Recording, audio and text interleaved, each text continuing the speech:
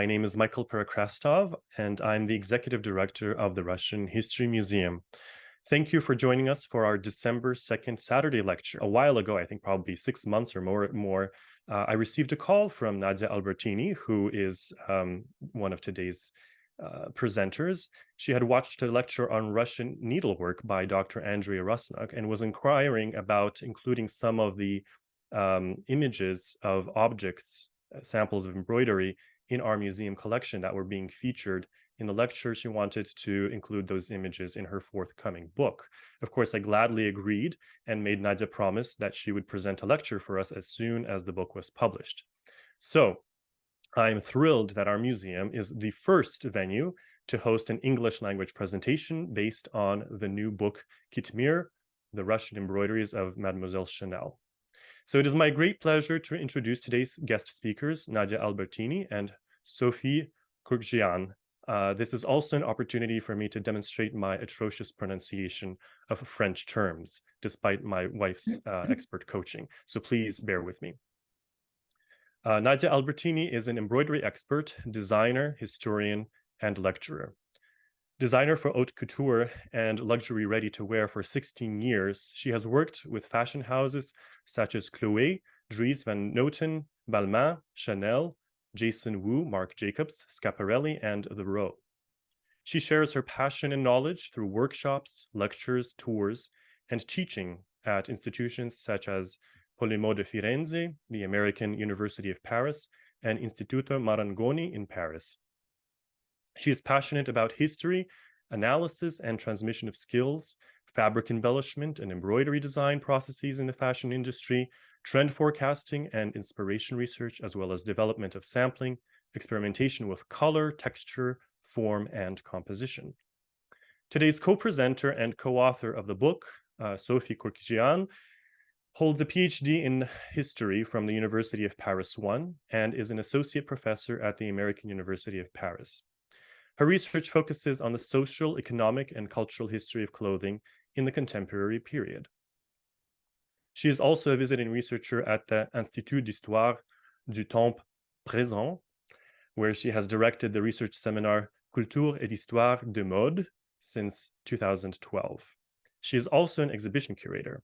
In 2017, for example, she presented Mode et Femmes 14-18 at the Bibliothèque Fournet in Paris, which then traveled to New York at the Bard Graduate Center Gallery under the title French Fashion, Women, and the First War. In September 2018, Sophie launched the network of fashion researchers Culture de Mode in collaboration with the French Ministry of Culture. With more than 350 members, this network brings together various players in the field of fashion, from researchers, designers, museum curators, archivists, journalists, and students, and aims to develop research on fashion in France around 3 poles: research, heritage, and sustainable development. So I'm thrilled to present both of these, to introduce both of these speakers who are eminently qualified, as just noted, and please join me in welcoming Nadia and Sophie. Thank you. Thank you so much. Thank you very much. So I'm going to start our presentation. Thank you everyone for being here, and thank you for your support.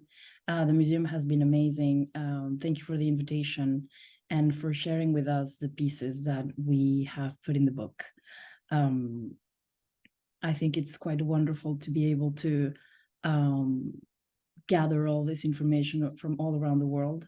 And now we're very happy to be here today. So why this book?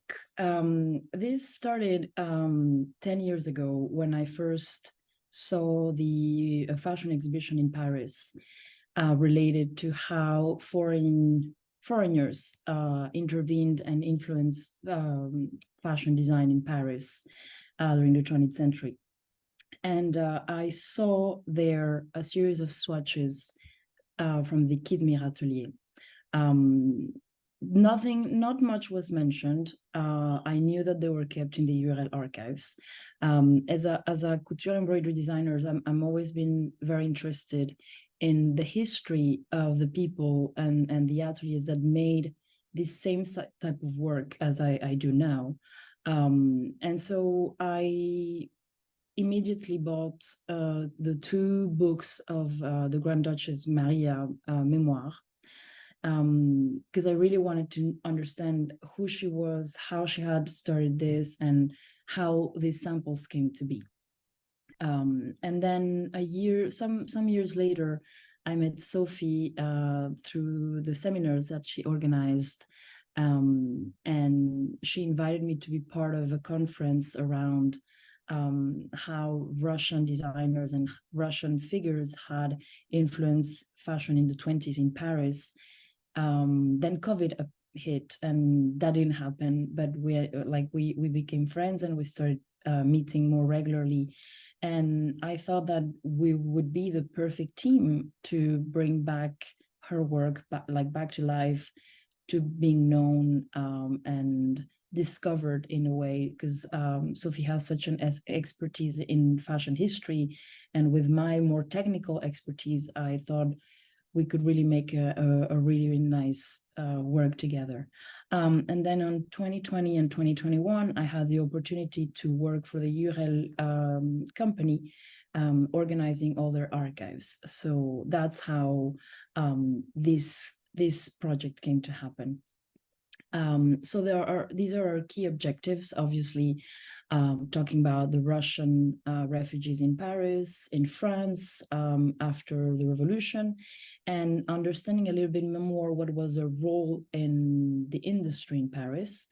Obviously, of course, talking about this incredible woman who had such an incredible life, a lot of suffering, a lot of hardship, and every time she starting all over, and many times, many countries, exploring the world of embroidery between art and craft, of course, and understanding what is the heritage in Russian heritage and culture, how it is translated in these embroideries.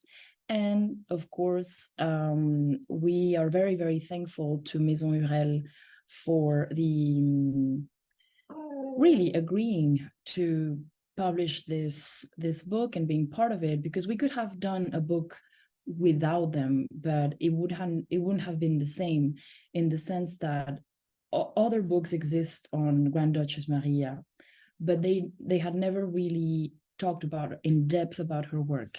And without the embroidery samples, we would have been missing half of it. So then also obviously collaborating with various scholars from different disciplines in France and Russia and the US and the UK was very important to us, because we invited different people to talk about her jewelry, to talk about the Russian designers back then, things that we probably didn't know how to cover in the best way. And we got a lot of help, and we're very thankful. So this is the book outline.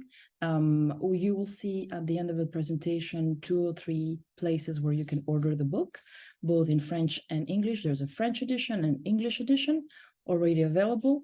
And so now I'm gonna, a very important thing for us was to show visual, really important visual documents that probably have never been shown before, either jewelry, clothes, the samples, newspapers, Romanov family photography, paintings. I think this nourishes a lot our message, and it was I like to write books and publish books that convey not only the history behind and then the people, but that are beautifully illustrated, because I think it's important for everyone to have this dual lecture, I would say. And this is, we are very thankful to all the museums, and especially the Russian History Museum that helped us during our research. Urel, obviously, Chanel Patrimoine, Maison Cartier, the Kyoto Costume Institute, the Mainau and the Bernadotte family, the V&A, the Met, the Bernadotte Library in Sweden.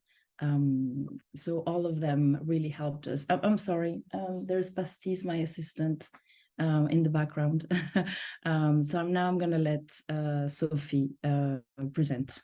Thank you. Thank you very much. Thank you, everyone. And thank you, Nadia. So I will start presenting not everything that we have found for the book, but some key ideas, some key aspects we found and we discussed in the book. So first, we wanted to start with this family tree that is pretty big, pretty important. And the idea, I don't know if you can read it because it's pretty small, but the idea was to show, the family, the origin, the social origin of Maria Pavlovna. And before exploring the history of Kitmir, I just want to get back on this to as Nadia said, the book is about Kitmir, but it's also about her life, her career, and her resilience in a way. So she was born in a privileged milieu in the Romanov family, but very early, and this is what we have discovered in her memoir and in the archives, she was forced to go beyond the limits imposed by her family, by her milieu, by her education. And she had to engage in a kind of transgressive behavior. It was maybe for her to become independent, but also to survive, especially after her exile.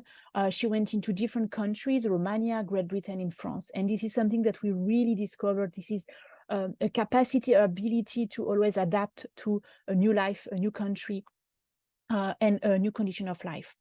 And if you take a look at her entire life, you can see that both a personal experience and a professional experience really help to forge a character, her character, marked by a capacity of resilience. And it's not, I think, it's not too strong as a word, resilience, even though in 2023 we use a lot this word. But, on a personal level, she lost a mom very young. She got married twice. She got divorced twice. She lost a child. Her brother has been banished. She has to exile and left Russia. Then she lost her dad. So this is really this very, very hard moment which forged a character, a personality. I just want to start with a little bit about her life to better understand, in fact, how she survived to the exile and how she did to adapt her life and to the new condition of life in Paris and in London. So she was born in the Romanov family in St. Petersburg on 18 April 1890. She was a daughter of Princess Alexandra of Greece and Grand Duke Paul Alexandrovich of Russia and niece of Tsar Alexander the Third or Alexander III. So as we have said, her childhood was one of wealth and privilege, and it's really about it on the material level, on the intellectual level.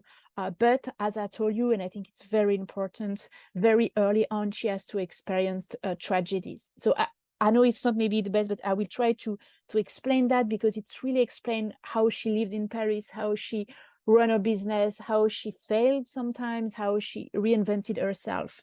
So why tragedies? Because she lost her mom in 1891, so she was 11 years old.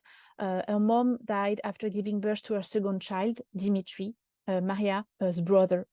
Then Maria and her younger brother have been raised by their uncle, the Grand Duke Sergei, the fifth son of Tsar Alexander II, and his wife, Grand Duchess Elizabeth Feodorovna.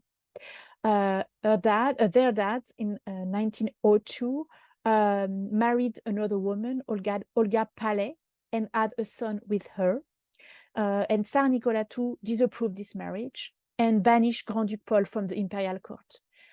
This is why Maria and Dimitri barely saw their dad during that period. And the Grand Duke was pardoned by Nicolas II only in 1915. So during those years, the kids have been raised by her aunt and uncle, but without being able to see their dad. Then why another tragedy who really forged the professional life of Maria Pavlovna when the war was declared between Russia and Japan in 1904. She started working. She started seeing and watching her aunt working for hospital in Moscow. A few months later, her uncle Sergei was assassinated. And in 1908, her aunt, the Grand Duchess Elizabeth, arranged for a marriage for her with Prince Wilhelm. He was the second son of King Gustav V and Queen Victoria of Sweden. And when she got married, she's 18. She gave birth to a son, Lennart, on 8th May 1909. So she's very young. This is a wedding a marriage she hasn't really wanted. So she's a little bit bored. She explained in her memoir that this is not really the life she wanted to have. She's really bored. And in 1910, she went to an art school in Stockholm, where she discovered arts, paintings. In 1911, and Nadia will get back on this later, because I think all these elements are really important to understand a creativity of Kitmir. She made a trip in Asia during 6 months in 1911. Then she came back, she went to Paris, and she talked to her dad, who was living in Paris at that time, and talked about getting a divorce for her husband. The divorce is set up in 1913. After that period, World War I started, and she decided to work as a nurse with the Red Cross in St. Petersburg. Then, as you know, the crisis become more and more important. In 1916, Grigory Rasputin is assassinated, and Maria Pavlovna's brother, Dmitry, was one of those who prepared or plotted his assassination, along with Felix Yusupov, Vladimir Puriskevich, Stanislas Latsovet, and Oswald Reiner. So the trouble set in train by this assassination led to the revolution of 13 March 1917, followed by the abdication of the Tsar. In 1917, on a personal matter, Maria Pavlovna met her second husband, Sergei Mikhailovich Puyatin, and they got married in September 1917. In June 1918, they got a son, Roman, who died 1 year later. At that period, this is really the beginning of the exile for both of them. The Grand Duchess and her husband decided to leave for Ukraine. She learned at the same time that half-brother Vladimir Palais, her aunt, the Grand Duchess Elizabeth, were both arrested and executed in July 1918.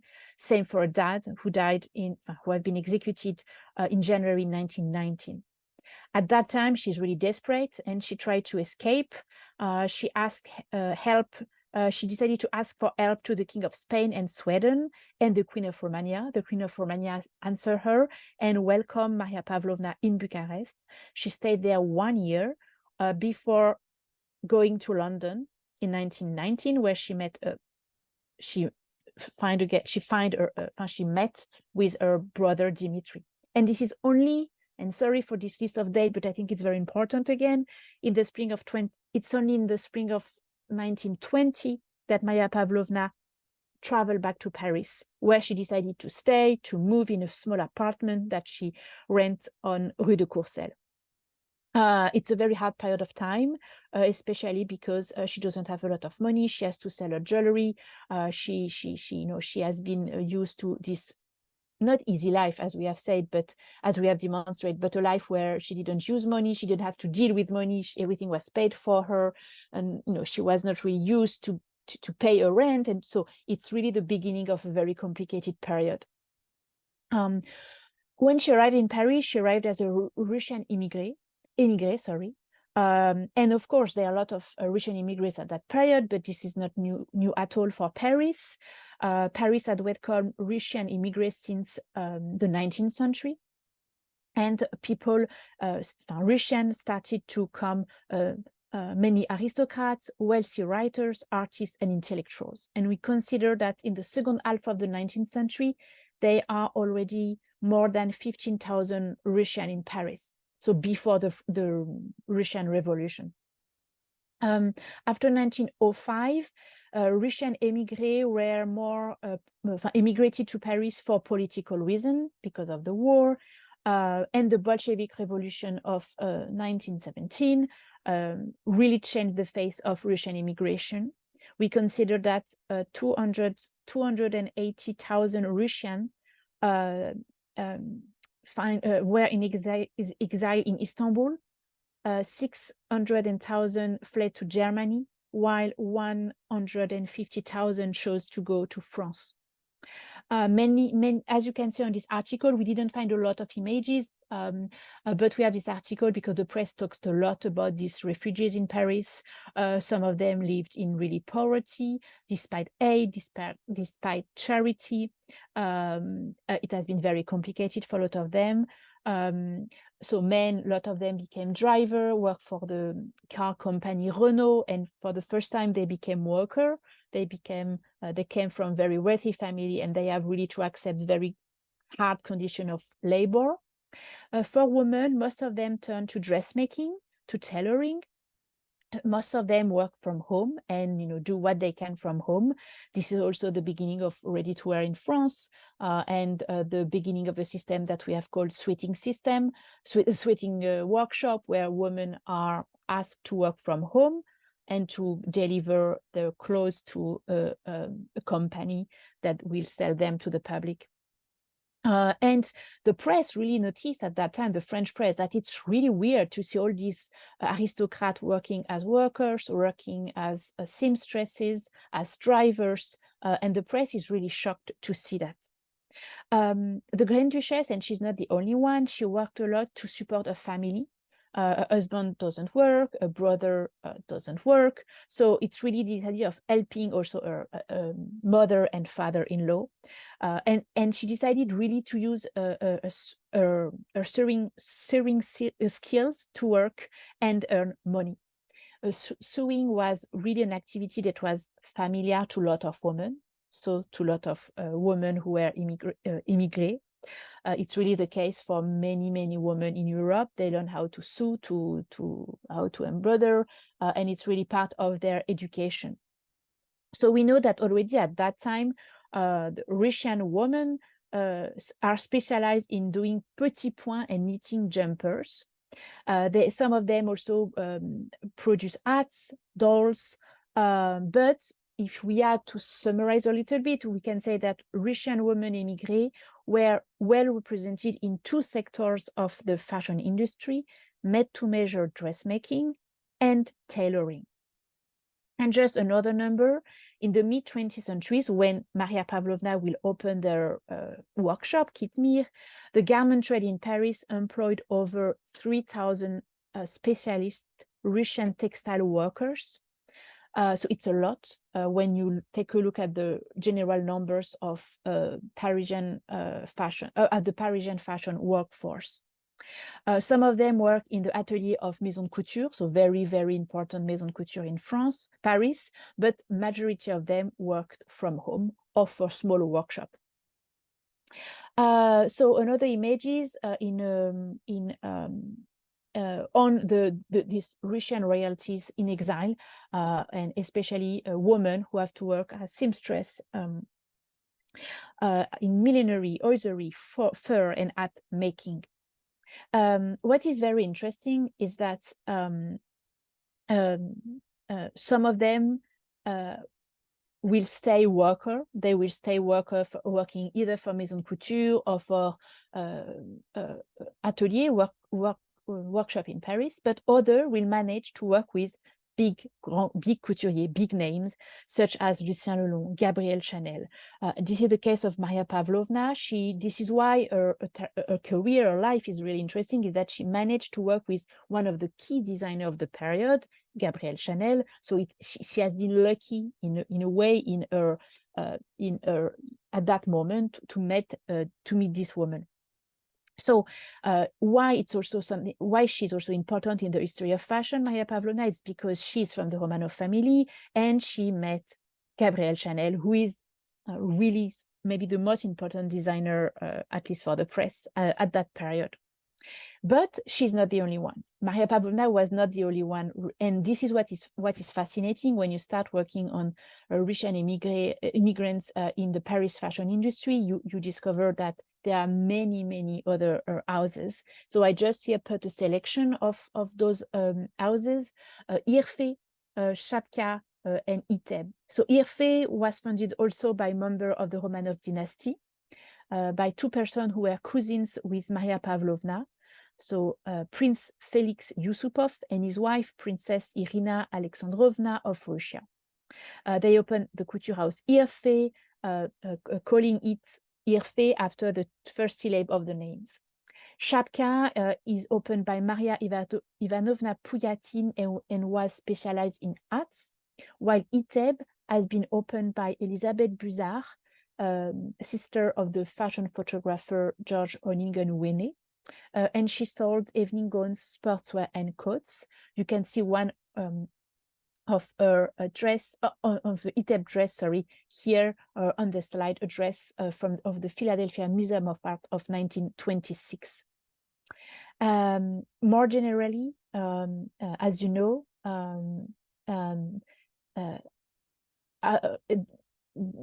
besides fashion, besides the number of Russian in fashion, there is a trend in Paris at that time for Russian art, for Russian crafts, for Russian literature, for Russian ballet.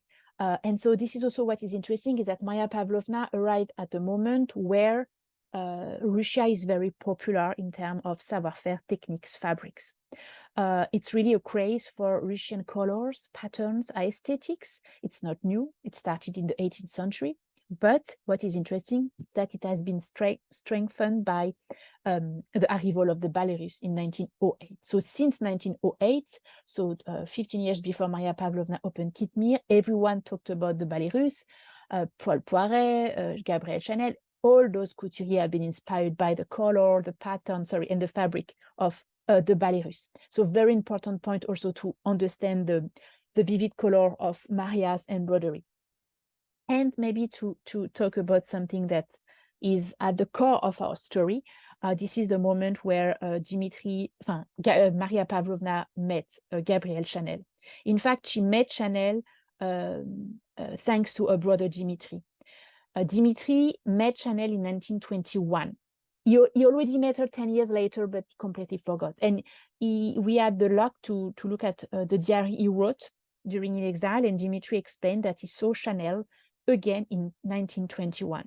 And a love story, I don't know if we can say a love story, but at least they after this dinner where they met in 1921, they met the day after, and the day after Dimitri visited Chanel in her apartment. And so we read in the Dimitri's journal, I made a surprising suggestion that Chanel, should come to my apartment. She agreed, and we went back there. She did not leave me until around 4 in the morning.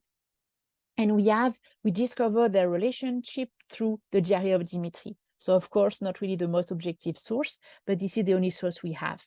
So Dimitri apparently enjoyed being with Chanel, but at the same time, this is what we read a lot in his journal, he was not really comfortable with the situation, because both of them wanted to keep the relation secret. Because for him, he came from the Romanov family, so he didn't want that people know he was living with a couturier that was not from the aristocracy family. And for Chanel, the embarrassment was also there. We don't have a lot of archives, but she didn't want to publicize a relationship. And this is what is very funny, maybe in Dimitri's diary, is that at different occasions they do, I don't know if we say that in English, but they hide and seek, not to be seen by journalists or by friends. Sometimes Chanel has to hide behind stairs to avoid being spotted by someone she knew, when they had dinner together, when they were on holidays together. So it's really this, what they don't want to be seen together, because Dimitri had this dream of after the Russian Revolution to get back to Russia and to get the power and to be in charge of the country. And for him, Chanel was not maybe enough to be Romanov. So really didn't want to publicize his relation. But at least the most significant outcome of they met in 1921 and they broke up in 1923. But 1923, so 2 years later, but they remained friends until Dimitri's death in 1942. But in our case, the most significant outcome of their relationship concerned Dimitri's sister, because in fact, this is thanks to this relation that Maria met Gabrielle Chanel and was able to work with her. When they met, Gabrielle Chanel was 39 and the Grand Duchess was 32. Chanel has been working in fashion since 1908. She has been first a milliner, then a fashion designer, and she became famous for her practical clothes. So she's already successful, but at the beginning of her career, Maria Pavlovna is also pretty young. She wants to start a business in fashion, and she's full of determination.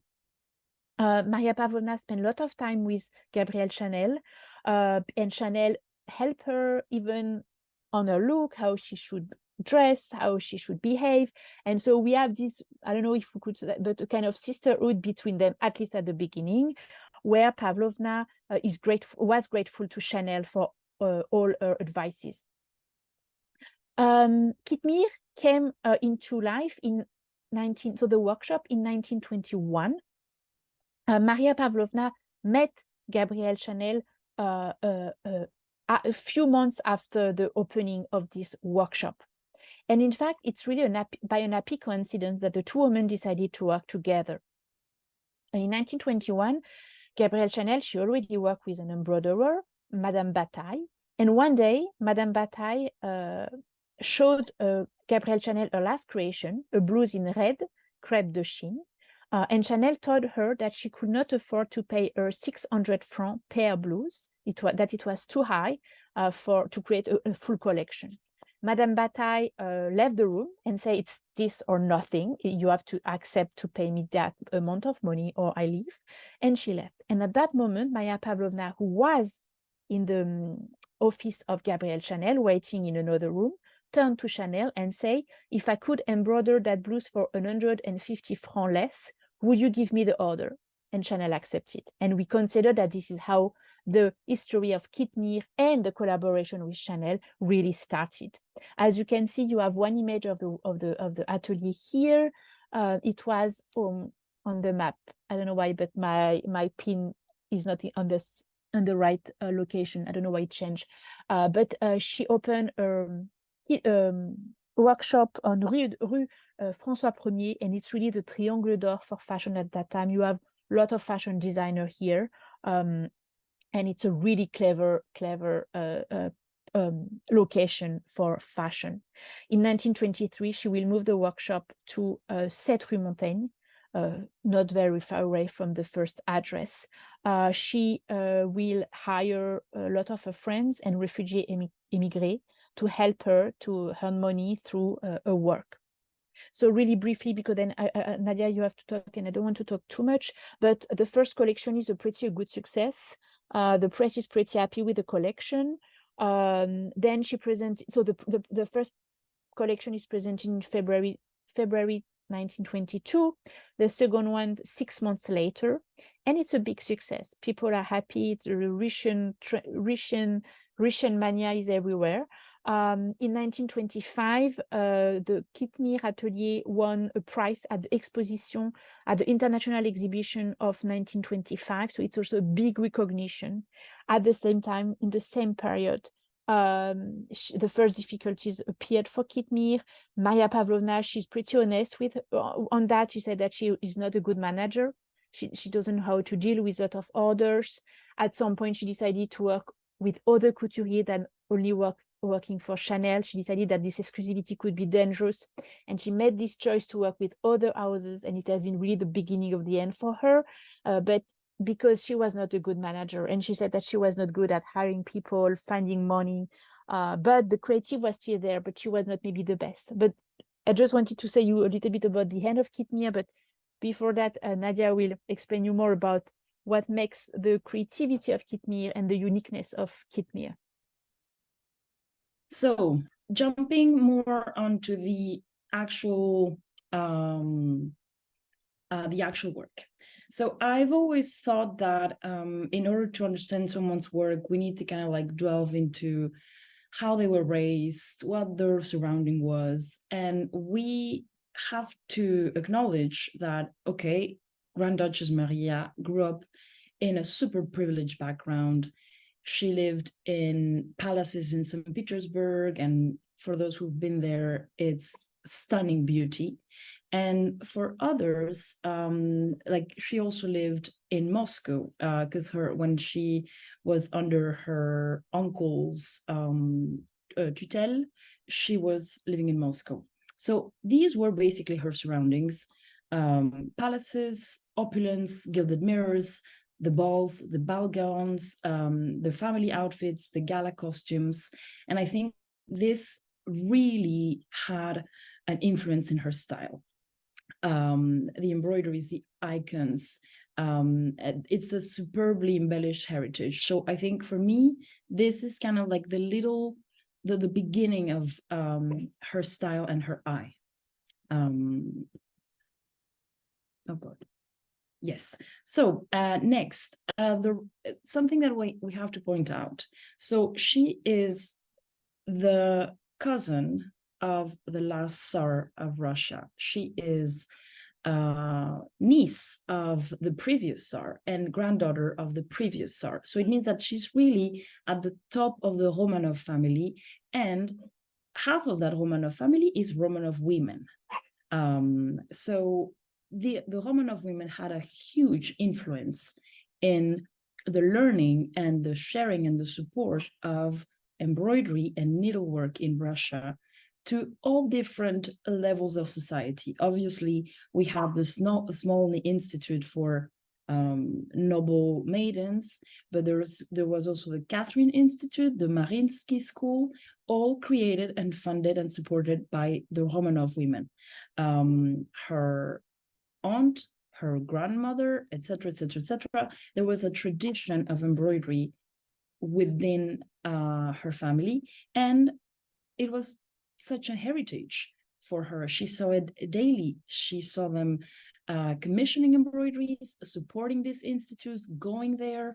They would attend the presentation of the final year at school and all the work, and then they would take them back to the palaces. So there's a very strong link there of commissioning, kind of like managing a team. And this is directly linked to her work during the First World War, where she became a nurse. Her aunt was head of the Red Cross, and her 4 cousins were also nurses during the war. That family effort is similar, like that family effort in the nursing environment, to me, is very similar to that effort in the embroidery school and education and learning.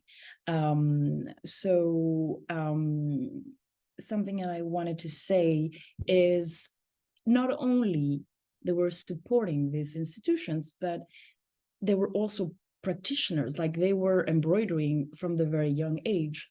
So if you remember what Sophie said, Grand Duchess Maria and Dmitri were left to Grand Duke Sergei and Grand Duchess Elizabeth when their father left to Paris with Olga Palais. And who are these 2 women, Grand Duchess Elizabeth and her sister Alix, who then became Empress Alexandra? They are the princesses of Hesse, German princesses whose grandmother was Queen Victoria of England. And when their mother died at a very young age, they were raised under Queen Victoria's guidance and tutoring, and with these very Victorian values of doing the right thing, being proper, being raised in certain ways. And embroidery and needlework was part of that education. So you can see them on the image on the left, embroidering. You can see Grand Duke Sergei in the back, their father on the left, one of their sisters, and one of their brothers. Their only brother, I think, or the one who survived. So they're embroidering quite large needlework, the three of them.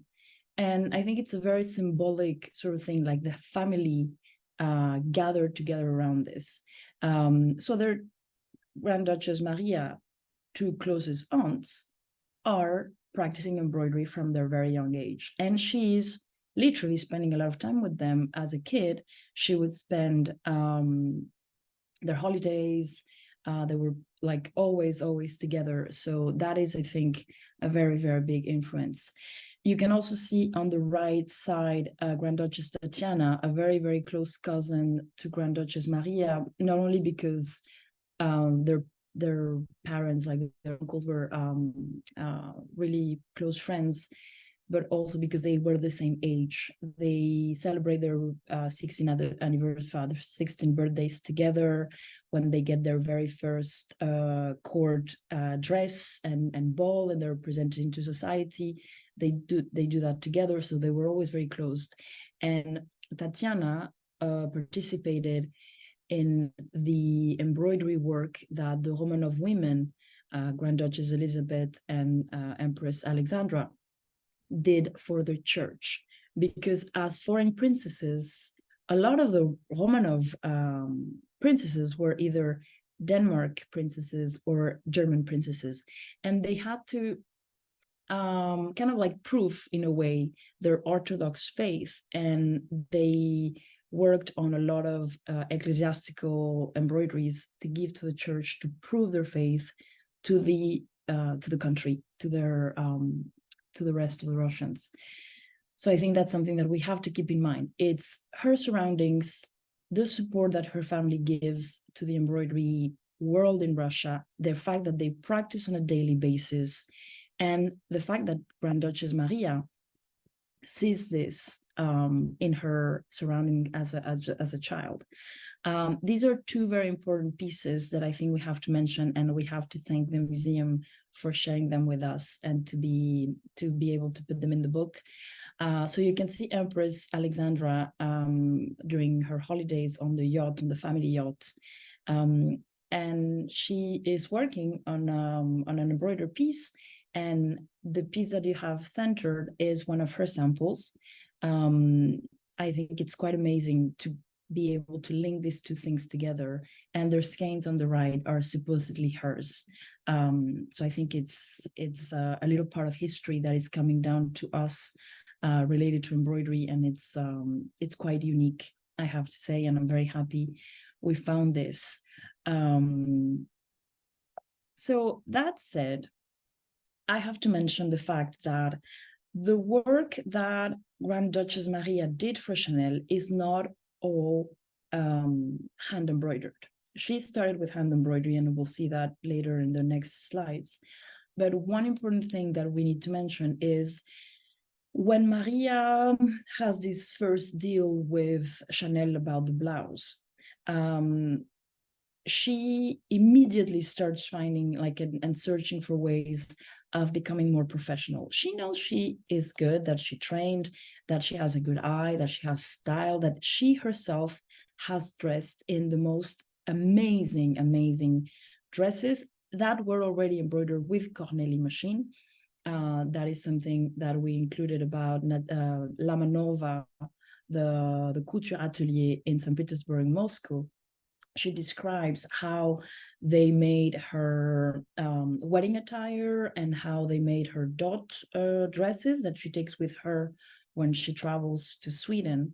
It was fun because we found those dresses in the Somlands Museum, and you can see that they are embroidered with Corneli machine that will years later become her way of survival in Paris.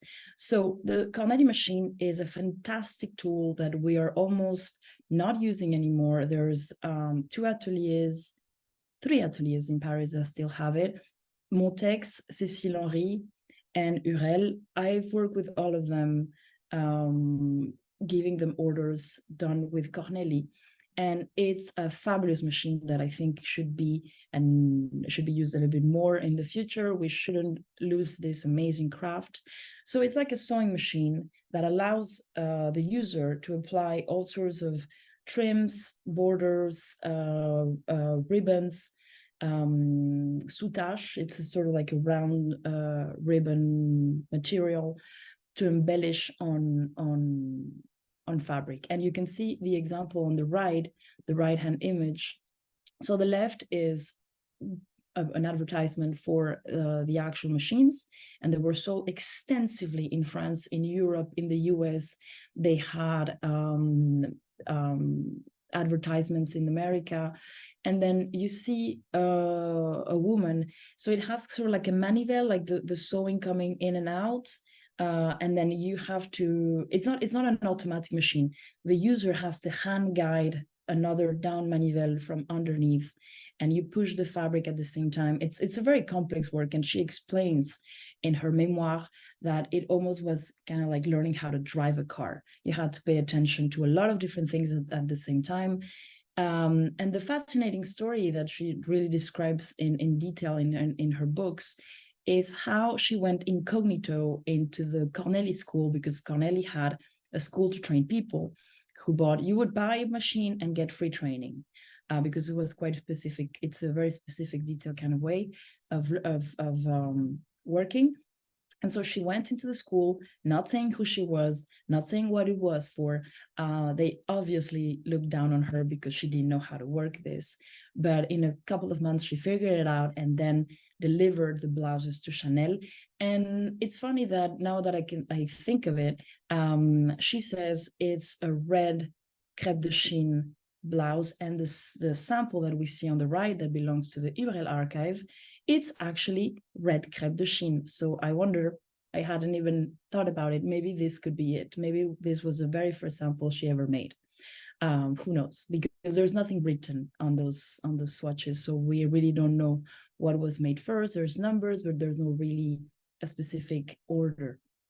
So after the Corneli work, let's go to, so Sophie mentioned that in 1925, she won this amazing award that was very, very, very coveted, actually. Winning an award in the Exposition Internationale was a very big deal.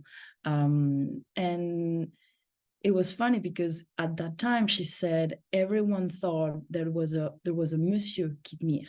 No one knew about her. So it's an interesting subject about women empowerment and how even back then they would assume there was a man behind this. So I'm going to try to be quick because I know we are kind of like going above time.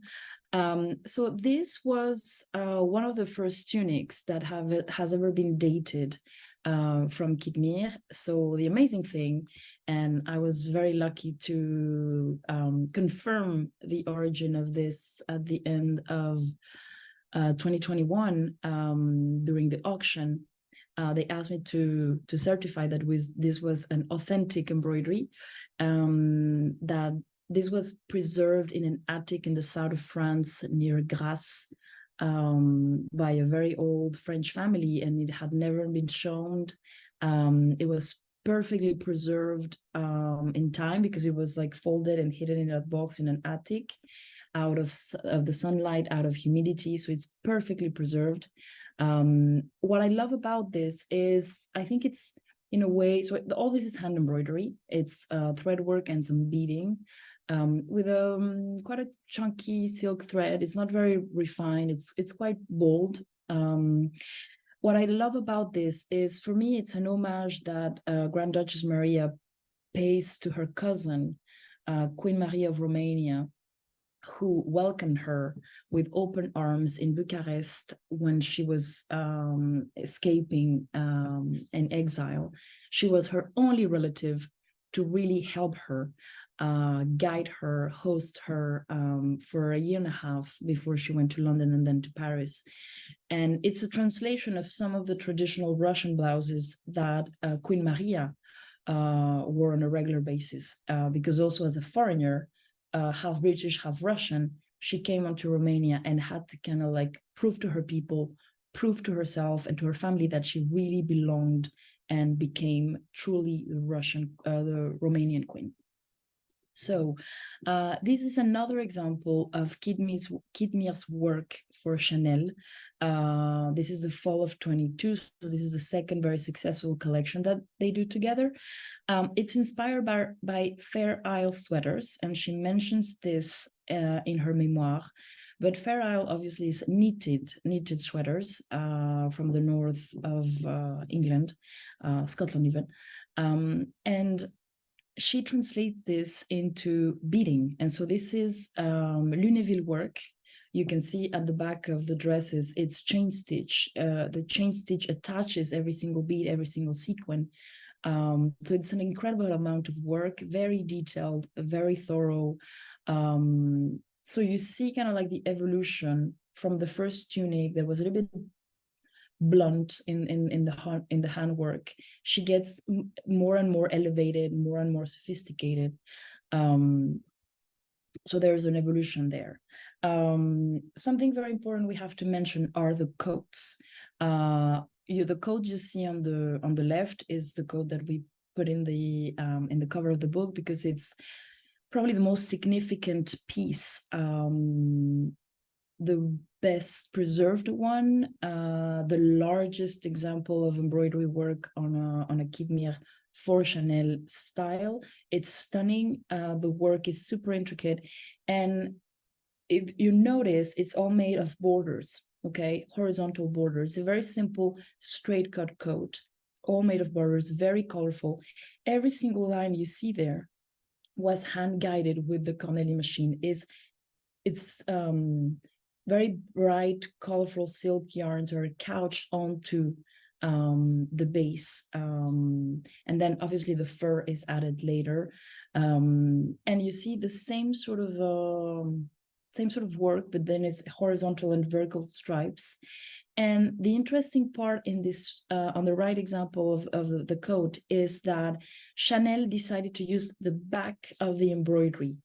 We discovered that when we opened a little piece of the lining, that the thread was the actual thread that we should normally see. It's on the inside of the lining, and she used the back of it. And only when they asked me at Chanel Patrimoine, do you think this is a real one? I was like, yes, I think that only someone like Chanel, who was so free-spirited, so strong, such a willpower, and such a modern woman, would dare doing something like this. So I said, yes, it is a real one. And you see the same sort of patterns in the two coats, even if the right hand one is more tonal and more simplified, I would say. So the central piece that kind of like relates to what's happening on the two coats comes from the book published by Vladimir Stasov, who was a librarian, I think, at the beginning, and then published his collection of Russian crafts and folk art in 1907, and is the period where Grand Duchess Maria is leaving Russia, but this book was extensively distributed, and I'm sure she could have seen it, or maybe she even studied it. And this is a collection of the most incredible patterns. You can find it online. If you love embroidery, you can have access to it. If you love patterns, you can reutilize this sort of thing. It's a fantastic document with thousands of designs. And in my opinion, we can read very clearly the borders of this book into these two coats. So yeah, it's a fascinating story. I'm going to show you a little bit of what happens behind a couture atelier. So this is a very short introduction to the Hurel Maison. So it's the oldest embroidery house in France, which belongs to the same family even today. It's the 6th generation. They were created. The first Hurel atelier was created in 1870. So it's 150 years of history. And it's in French. It's Monsieur Hurel talking about his craft, and I'm just gonna let you watch it and then I'll explain later, okay? Regardez dans l'atelier sur France 2 avec la Fondation Bettencourt-Schweller, partenaire des métiers d'art. Nous sommes une maison de broderie. Nous existons depuis 1870. La broderie, c'est du travail que nous demandent les grands couturiers et les grands créateurs afin d'enrichir leurs vêtements. En fait, la broderie part du dessin, comme un imprimé, qui va être reposé sur le tissu afin de permettre de broder. Même si les jeunes sortent d'école en ayant une formation, la grande partie de leur formation se fait en maison. Il faut avant tout que ce soit une passion, être très précise, et le côté technique est très important. À chaque fois que nous faisons une broderie, c'est une pièce unique, c'est un travail d'art.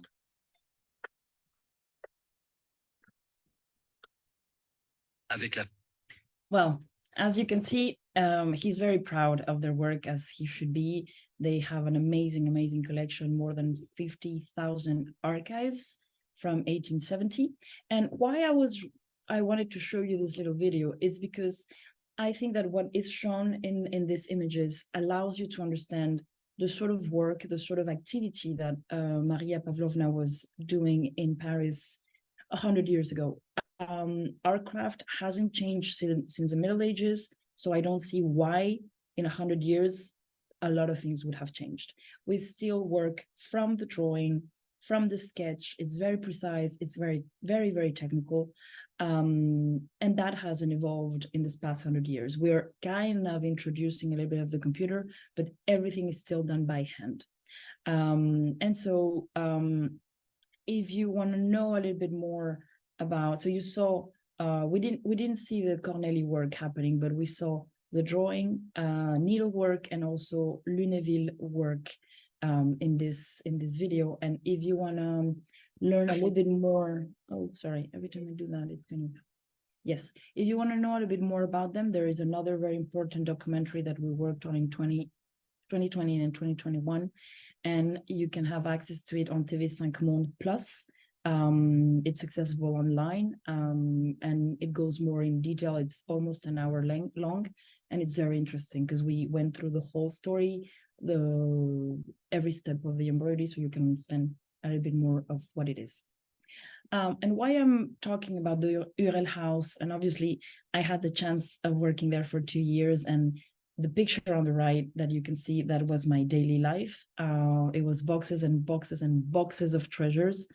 A lot of time spent also in the basement because we were running out of space.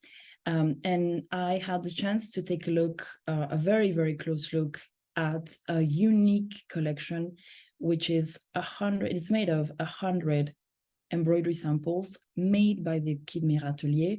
Some of them are little like this and don't even have a tag, don't even have a label. They're not necessarily finished, like little trials. And some others are like super large, beautiful woolen bases, silk bases, Corneli work mixed with hand beading, mixed with Lunéville, mixed with gold work, as you can see in the central image here, Canty, with pearls, with red beads, very Russian inspired also for me. It has a lot to do with the icon work that she probably saw growing up both in St. Petersburg and Moscow. There is within, it's a small collection, it's just 100 samples, but it's so rich, it's so different. The variety of techniques is amazing. The sample that you see on the right image, so it's a woolen base that has been embroidered with chain stitch using Corneli. You can see the little arches there in a dégradé of mauve to purple, then hand painted with these two borders that you see, framed with gold Corneli work. And then you also have the studs that some of them are metallic, some of them are enameled, different shades. I think the sophistication of this for someone who didn't have a proper training and who says is a bad manager. And she was probably, and it's very, very hard. The embroidery business of side of things is really hard. It's something that I don't really necessarily enjoy, but I think that we can see her creativity and where she takes her inspiration from. And my goal in doing this research is to understand, we know where she came from. We read her books, we read her memoirs, we know her family album, we know her family tree, we know a lot of things about the Romanovs, but what we didn't know is how her eye was trained, where she learned these things, what was the inspiration, where are these aesthetics coming from? And so that was a little bit of the journey of exploration. And I'm going to let you discover all of that in detail in the book, but what I can say is she had a fantastic, we're going sort of like a trip, a voyage of the imagination with her. Obviously, we are in Russia, Moscow, St. Petersburg, we go to Sweden, we go to Romania, we're in France, we're in London, but also at that trip that Sophie mentioned, when she was a princess of Sweden, unhappily married, the king decided to send her and his son in this trip for 6 months, hoping that it will make them kind of like be happier and be okay and be together and not lead to a divorce, but that didn't happen. But still, she goes on this trip because they were representing the Sweden crown for the coronation of the king of Thailand in 1911, January 1911. And so they go on to this 6-month trip that takes them to Cairo and then Yemen, and then they go up to Thailand, and then they spend time in Cambodia. They go on to a 2-month trip through India, Sri Lanka. I don't know if, I think for us, yeah, I can take a trip tomorrow to Australia, but the very interesting thing is that it's 1911. She's traveling around the world in the best conditions, obviously, luxury as we cannot even imagine. And she still says she's coming from the Romanov court, these dresses, these amazing opulence. And she says, I had never seen such luxury and I had never been so well received in the kingdom of Thailand and Cambodia, and I had never seen such beautiful fabrics. She describes it in her memoirs, and it's fantastic to kind of make a link between that and her work later. So before I go to Asia, it's important to mention her training in the Stockholm School of Art. A lot of magnificent artists have come from that school. I don't have all the names, but her teachers were ceramic artists, painters, weavers, and they were hugely influenced by the Vienna movement. Koloman Morser, Dagobert Pech, Klimt, all this detail, the beauty of the patterns. And as you can see in the center image is a Dagobert Pech engraving and one of her embroidery samples on the right, and her working in school when she first got in 1910. I think it's a huge influence, and you can see it very clearly here in the patterns, these very Art Deco movements on the leaves. This is one of the samples, and you see the thread work and what we call the poncif, which is the trace of the drawing that we print onto the base before embroidering. So that's, imagine 100 years later, that tracing is still on the swatches. So imagine the quality of her work and the attention that she paid to details. The image on the right is very interesting because this is 23 to 26.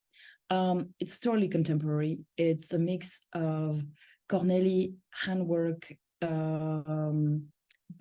sort of like a little plastic, the before plastic, but it's like a little blade that we couch by folding.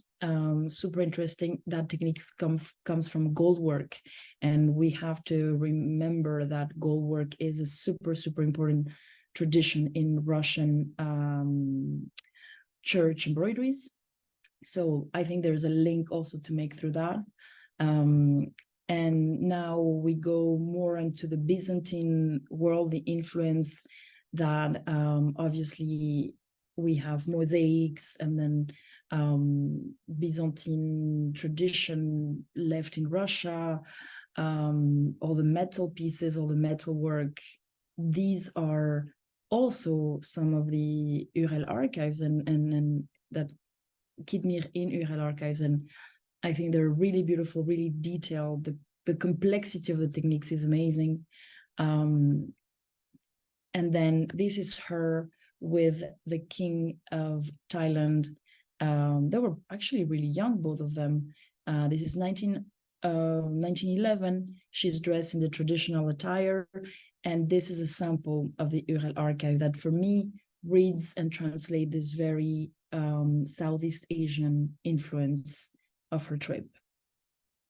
Same here. All the gardens that she visited, all the beautiful, when she's in Cambodia, it's like, I want to see the ruins and there's no way to see them, but I'm going to find a way. She hires people, she hires car, they go through the jungle, opening the way for her to visit this. She was a woman who was extremely interested in other cultures, other ways of living. Her curiosity and her passion for learning and seeing beauty and seeing new things. You see her at the Jaipur Amber Fort. There's pictures of her that come from an album from the Bernadotte family in Sweden that had never been even opened, I think, because when I kept asking the librarians, like, do you have anything? Do you have anything? And I think 6 months before publishing the book, they said, oh, we found these. We don't know what they are. And they were like all the pictures of their trip in Asia, the invitation, the menu is there, a beautiful picture of her with the whole Sweden delegation. I think it's fantastic to be able to put all these things together. So I'm gonna stop because I think we're running out of time. But I wanted to say we've been getting a lot of questions from people wanting to buy the book, and this is really, really nice, and we are really appreciating your interest. So you can buy it, as I said, it's in French and in English, and you can find them in two different places, both in French and English. Édition Gourcuff-Gradenigo, who is our publisher, they have a website you can order, and also Librairie Galignani, that is the best bookstore in Paris, and they are the first English language bookstore in Paris. I think it's like mid-19th century. They both have it. Otherwise, for the ones who live in France, we have it at La Fnac and their website as well, and on Amazon. For now, it's in French, and hopefully it'll be in English very soon. So thank you so much. Thank you for the attention, and thank you for your time. Yeah, well, thank you to our presenters, to Nadia and Sophie, for a fantastic presentation. And I really appreciate the time that you took to not only show us examples of the Kitmir samples, but also to delve into the context and what the influences were with the family and the travels, and seeing her relatives' work and this entire background to this story. So thank you for delving into that. And I'm sure that we will have lots of interesting questions from our audience. Yeah, thank you, Michael. I want to thank everyone for leaving such kind feedback, and we are receiving so many questions.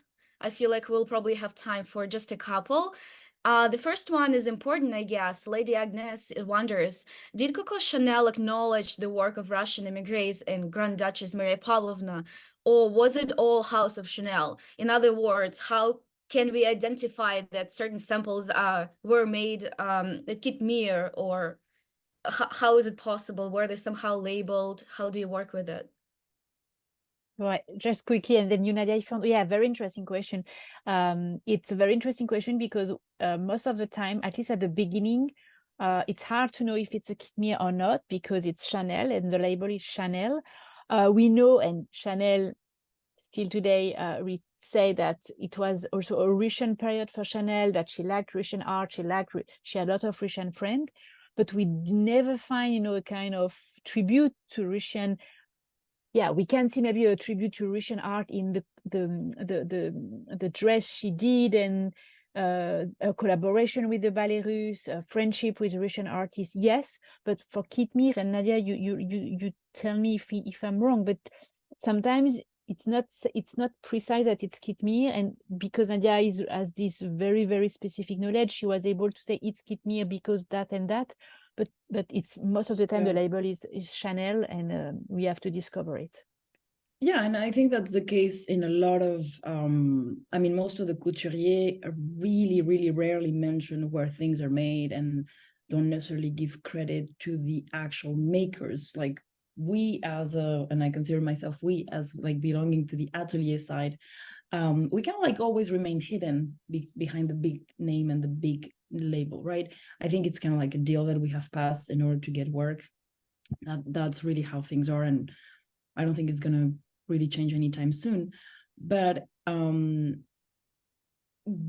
what kind of like probably gave us also hints were all the, for example, Women's Wear Daily had tons of articles mentioning, oh, the Russian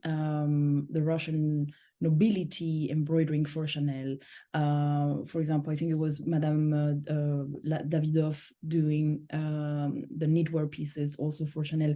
So we started kind of like finding hints and guidance through that. And then it was about checking all the press, checking all the publications. As soon as a drawing was published, I was like trying to trace it back to the swatches, checking if it matched it. But officially, no, there's never an advertisement by Chanel saying, oh, these are Kitmir pieces. Mm-hmm. She wouldn't name them. As she wouldn't name, for example, that some of the embroideries that she had before were from Rodier, or that her fabrics were from Urel in the 30s. They're not credited. Yeah, it definitely complicates your task as researchers and historians. But for how long did the Kitmir company last in general? When did it close, and most importantly, why?